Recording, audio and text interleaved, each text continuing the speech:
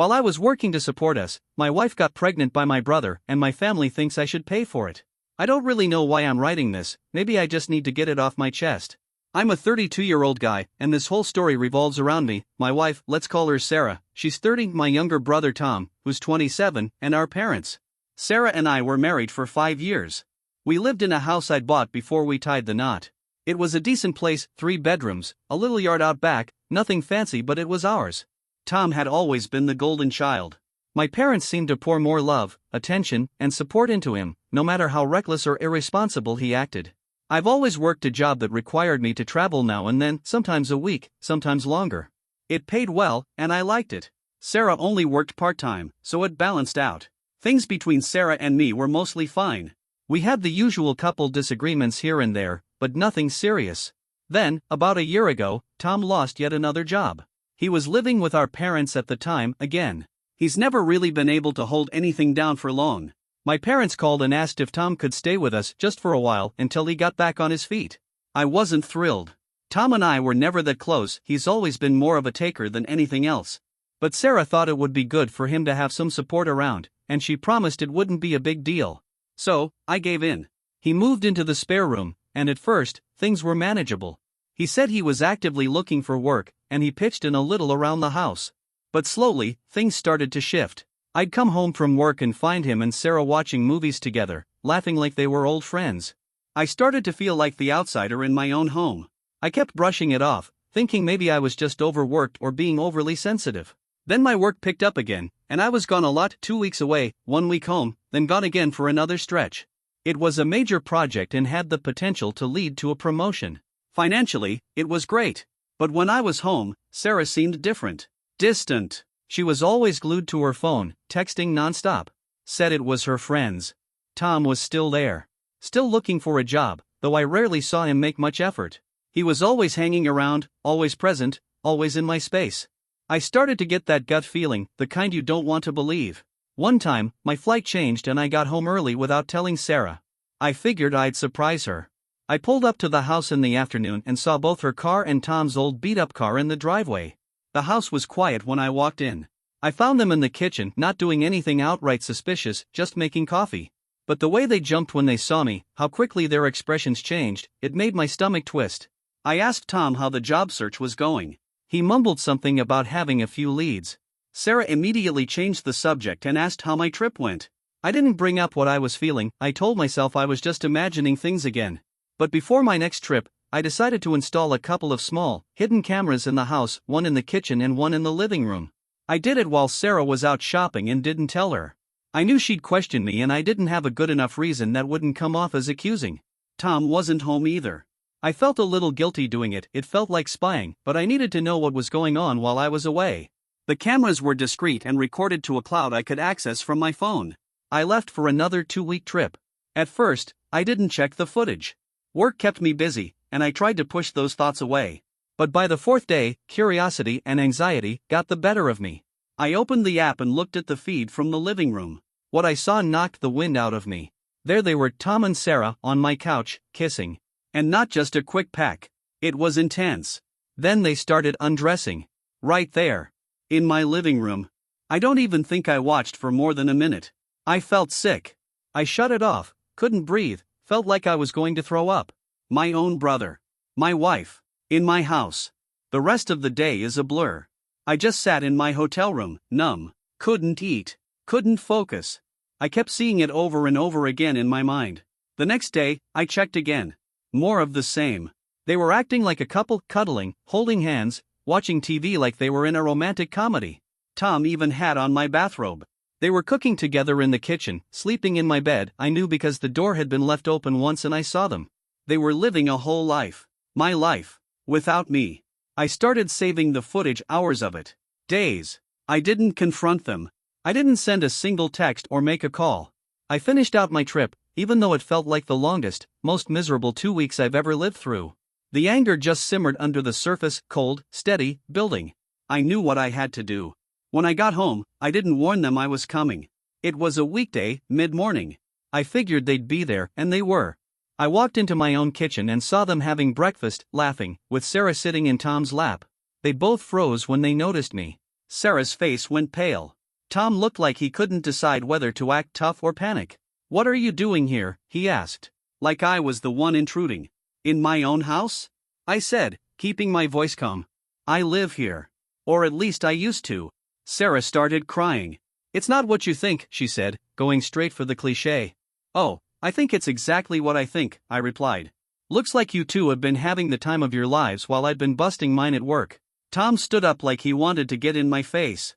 "So what?" he snapped. "She doesn't love you anymore, she loves me." I looked at Sarah. "Is that true?"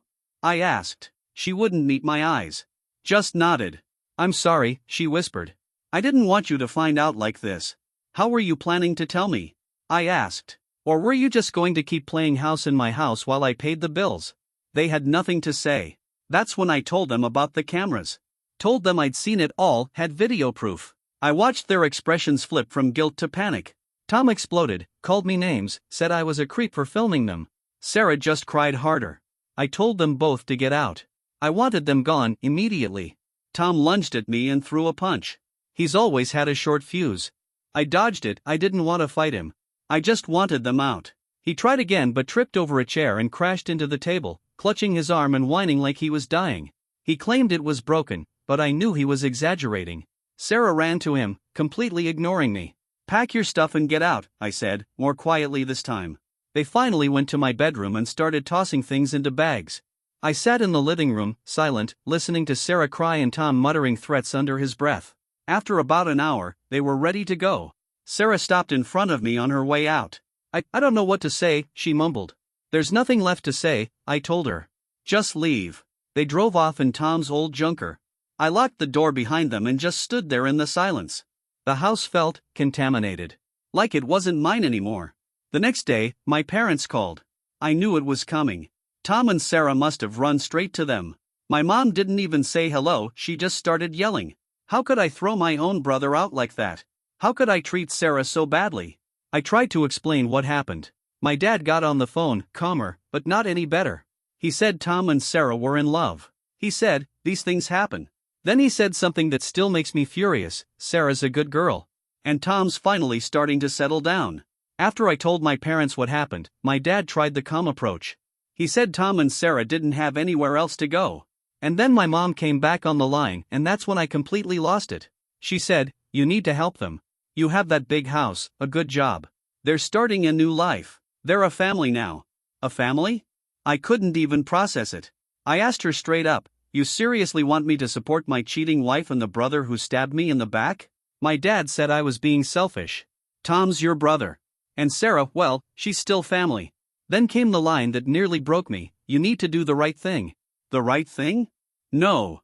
The right thing would have been for Tom to keep his hands off my wife. The right thing would have been for Sarah to tell me the truth, instead of sneaking around behind my back while I was working to provide for her. But none of that seemed to matter to them. They just kept defending Tom and this twisted relationship like it was a love story. They called me heartless. Cold. Said I was overreacting. Eventually, I told them I was divorcing Sarah. My mom started bawling. My dad begged me not to rush into anything. He even suggested that maybe part of this was my fault for being away from home so often. I hung up. I was done with the conversation, and honestly, with them. I hired a lawyer that same day. The next few weeks were chaotic. Anger. Paperwork. Stress. I changed the locks on the house. Filed the divorce papers. Did what I needed to do to protect myself. Meanwhile, Tom and Sarah were playing house over at my parents' place. But the calls didn't stop. My parents reached out constantly, some days yelling, other days trying to guilt-trip me. They wanted me to help support Tom and Sarah. They even suggested I give Sarah the house or at least a bunch of money since Tom couldn't support her. No kidding, he couldn't. He's never held down anything longer than 6 months. Fast forward to now, it's been about 3 months since I kicked them out. The divorce is underway. We had one mediation session. Sarah showed up with her lawyer. Tom waited outside the building like a pit bull on a leash. My parents were there too, trying to talk to my lawyer, trying to talk to me. I ignored them all. Sarah didn't demand much. She looked tired, worn down. She agreed to a basic division of assets.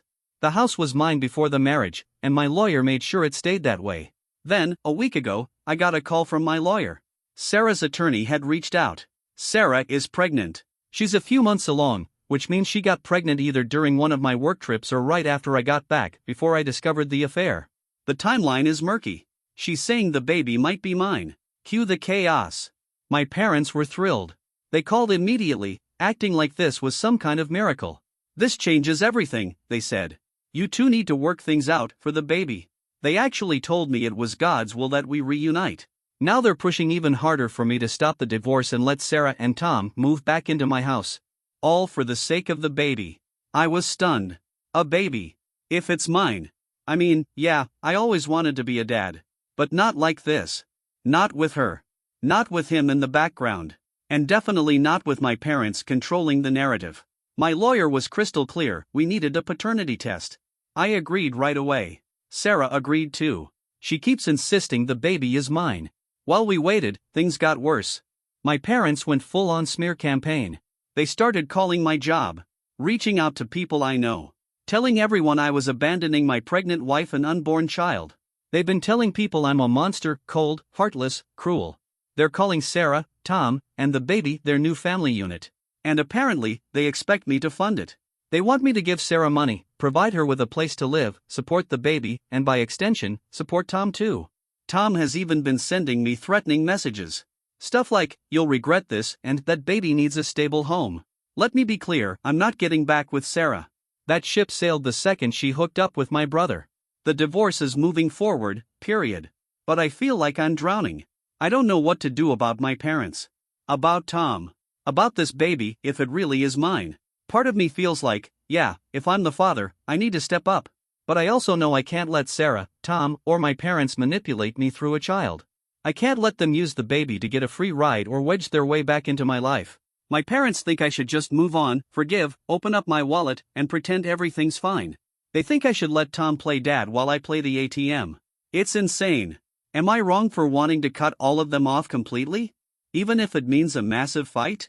Because I'm this close to doing it. I just don't know how to navigate the legal and emotional mess, especially with a baby possibly in the mix. Update 1. It's been a couple months since that post, and I just want to say thank you. The support I got was incredible. So many of you reached out with similar experiences or kind words. Honestly, it helped keep me grounded. I needed that. A few people had questions, so here are some answers. First, no, Tom didn't break his arm when he fell. He bruised it. He went to the doctor, probably at my parents' urging, to try to milk some sympathy. The doctor called it a mild sprain. Tom wore a sling for about a week, playing it up for attention. As for Sarah during the confrontation, she didn't say much. Just cried a lot and said I'm sorry here and there. When Tom came at me, she yelled at him to stop, but she didn't physically intervene. And once he fell, all her focus was on him. When I told them to pack, she nodded and helped him gather his stuff. She was clearly on his side. Now about my parents, they didn't let up. Their harassment got worse.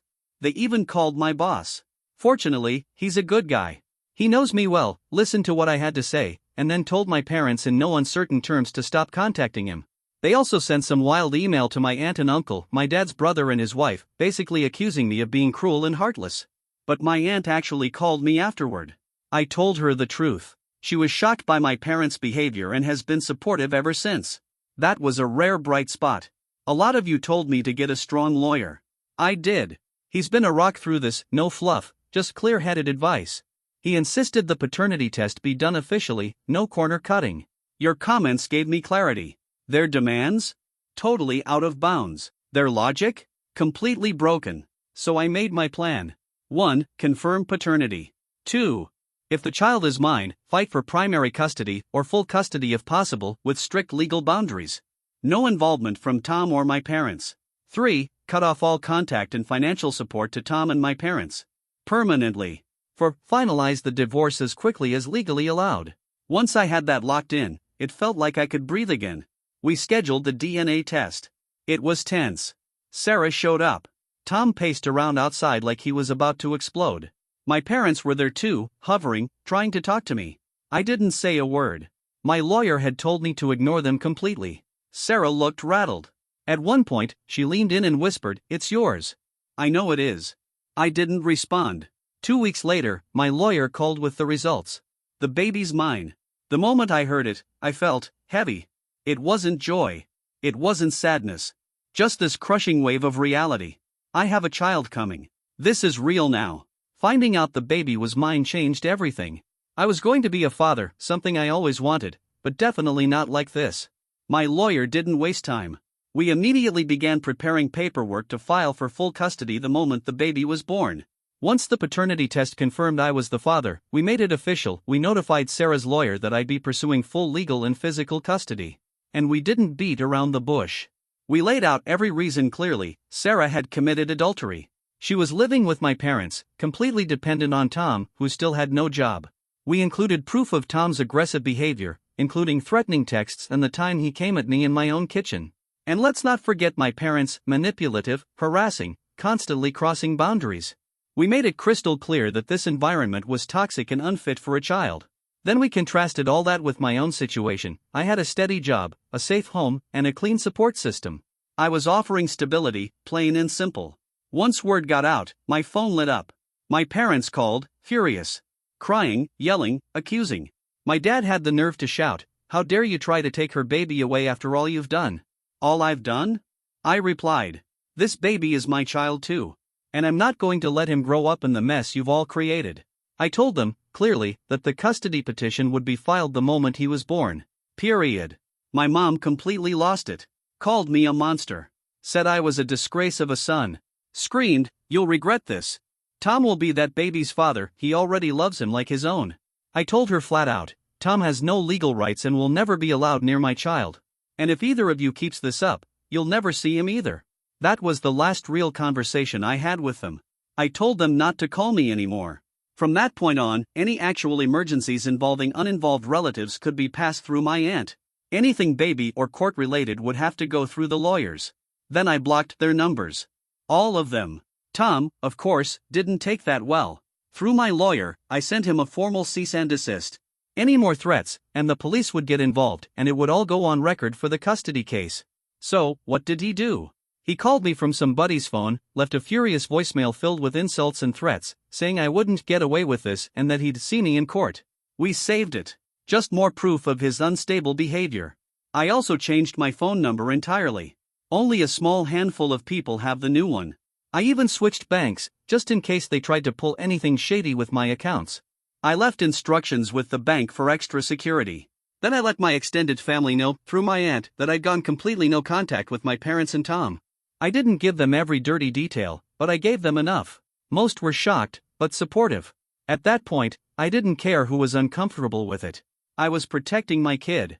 Sarah responded to the custody filing the way we expected. She's fighting for primary custody. Through her lawyer, she claims she's planning to get a job and find her own place.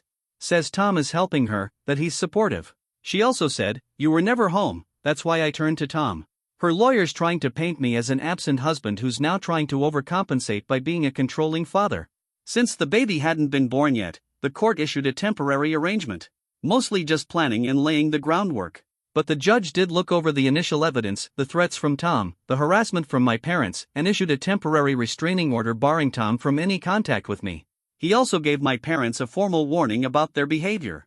That part is under review and will be re-evaluated after the birth and custody hearing. Naturally, my parents were livid. My aunt told me they were losing their minds, trying to rally other family members to pressure me. She shut it down fast. She's been a rock through all this. As for Sarah, from what I've heard, she's under a ton of stress. Her lawyer's pushing her to look stable, so she's apparently apartment hunting and job searching. I don't believe for a second that Tom is actually helping. If anything, he's probably making things worse, especially after getting hit with a restraining order. That guy's a ticking time bomb. The divorce is still moving forward. It's messy. It's expensive. And it's exhausting. The last time I spoke to Sarah directly, her lawyer set up a short call. She was crying. She said, "Mark, please, don't do this. Don't take my baby. I know I messed up. I'm sorry. But he's all I have left." I told her, "This isn't about what you have left. It's about what's best for my son. And that doesn't include Tom. Or my parents. Or your chaos." She started begging again, but I ended the call. I have to stay strong. I can't let guilt or her emotions change the course of this. Not now. The house is quiet these days. I'm spending time getting things ready for the baby, crib, clothes, diapers, all of it. I'm also bracing for what I know will be a brutal court battle. They're going to throw everything they have at me. Lies. guilt trips. Maybe even more threats. But I'm ready. I'm not the same guy who used to bite his tongue and let people walk over him. That guy is gone. Update 2. It's been almost 2.5 years since that last update, and a lot has changed. My son, Daniel, was born about 10 months ago. Healthy. Beautiful. And the moment he was officially registered, we filed for full custody, exactly as planned. What followed was one of the hardest legal battles of my life. The divorce was finalized about a year ago. In the end, it wasn't that complicated. We didn't have much shared property, and the house was protected since I bought it before the marriage. Sarah tried to go after spousal support, but the adultery clause and the video footage I had made that pretty much impossible. That said, the real fight was over Daniel. Sarah's lawyer argued that, since he was a newborn and she planned to breastfeed, she should automatically get primary physical custody, at least for the first few years. They played up the emotional angle hard, claimed I was career-obsessed, emotionally distant, and incapable of raising a newborn on my own. They said separating a baby from his mother would cause emotional trauma. They also brought up how much I used to travel for work, trying to paint me as an absent figure. But my lawyer came prepared. We acknowledged the breastfeeding issue but reminded the court that Daniel's long-term safety and well-being were more important than feeding logistics. We had all the evidence laid out, videos of the affair, the threatening messages from Tom, his violent behavior, including the outburst in court that earned him a contempt charge, plus the voicemail, and my parents' constant harassment. We even brought in a child psychologist who gave expert testimony. They explained how an unstable environment, especially with toxic individuals like Tom and my parents, could severely impact Daniel's development. The psychologist also supported the idea that a healthy, secure attachment could absolutely be built with me as the primary caregiver, and that Sarah could still be involved through visitation and shared custody if she could get her act together. Breastfeeding, they said, didn't require full-time custody. That could be managed through pumping and visits if Sarah was cooperative, which she wasn't. The court proceedings dragged on. Sarah broke down multiple times in front of the judge. Tom showed up at first, scowling from the gallery like a cartoon villain until the contempt charge cut down his appearances. My parents? They were there every day, glaring at me like I was the devil. But I stood my ground. For Daniel. They tried cornering me a few more times in the courthouse hallways, but my lawyer always stepped in before anything could happen. The judge gave Sarah's arguments about newborn bonding some weight, especially since she was breastfeeding. But once he reviewed all the evidence, the instability, the threats, the involvement of my parents and Tom, he made it clear that those factors couldn't be ignored. In the end, the court put together a very strict temporary plan for the first 3 months. Sarah would have primary physical custody of Daniel, but only if she met several tough conditions. 1. She had to find stable housing, on her own, without Tom or my parents involved, within 2 weeks. The court would send a social worker to approve it. 2. Tom wasn't allowed anywhere near her or Daniel. His restraining order stayed fully in place. 3. My parents were banned from contact with Daniel. If they communicated with Sarah at all, it had to be minimal and not interfere with parenting decisions. 4. Sarah had to attend parenting classes, go to individual therapy, and fully cooperate with in-home visits from a court-appointed worker.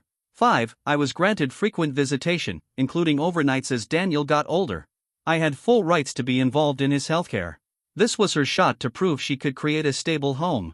She managed to find a small apartment. But within weeks, the problems started. The social worker reported that my parents were constantly over there, ignoring the court's restrictions.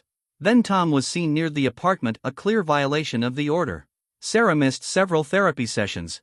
And based on the reports, she was still under Tom's influence. My parents were likely telling her the system was against her, feeding her more of their usual lies. My lawyer filed for an emergency review. After reading the reports and reviewing the violations, the judge ruled that Sarah couldn't meet the conditions. She had failed to protect Daniel from toxic people and couldn't maintain the required structure even with court oversight. The temporary plan was scrapped. I was awarded sole legal and primary physical custody of Daniel. The judge laid out the reasons clearly: Sarah's inability to follow basic instructions, her ongoing poor decisions, and the risk posed by the people around her, mainly Tom and my parents. He even said that while maternal bonding is important, it can't come at the cost of a child's safety and stability. Sarah was granted supervised visitation only, through a professional service, and she had to pay for it herself. My lawyer fought hard for that, and it stuck.